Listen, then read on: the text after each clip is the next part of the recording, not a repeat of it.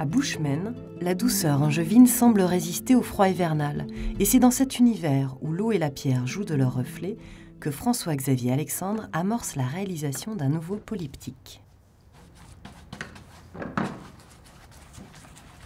Pendant une semaine, j'ai les tâches de l'abbaye pour réaliser une cinquantaine de tableaux et pour ensuite les assembler, les mettre en œuvre, créer des connexions avec eux dans le centre culturel de la ville. Le sujet, c'est une déclinaison de forme issue de l'angle droit. Ensuite, je vais réunir les angles droits, par exemple, en faisant une diagonale. En faisant l'autre diagonale, je fais une croix, mais en même temps, je fais 4 triangles et je désigne le milieu. Je n'utilise pas de couleur. Ça masquerait de fait tout de suite le sujet premier qui est un langage de forme et non pas de couleur.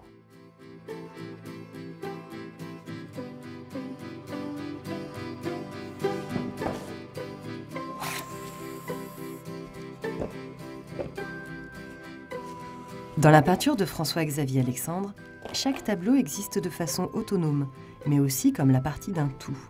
Pour s'en rendre compte, direction Baugé, où est exposée une installation d'une centaine de pièces.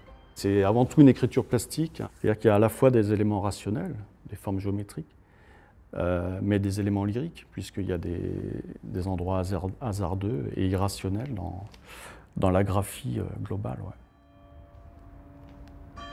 C'est également à Baugé que François-Xavier Alexandre rencontre Philippe Méhaille, collectionneur d'art contemporain, lui aussi féru de l'architecture angevine.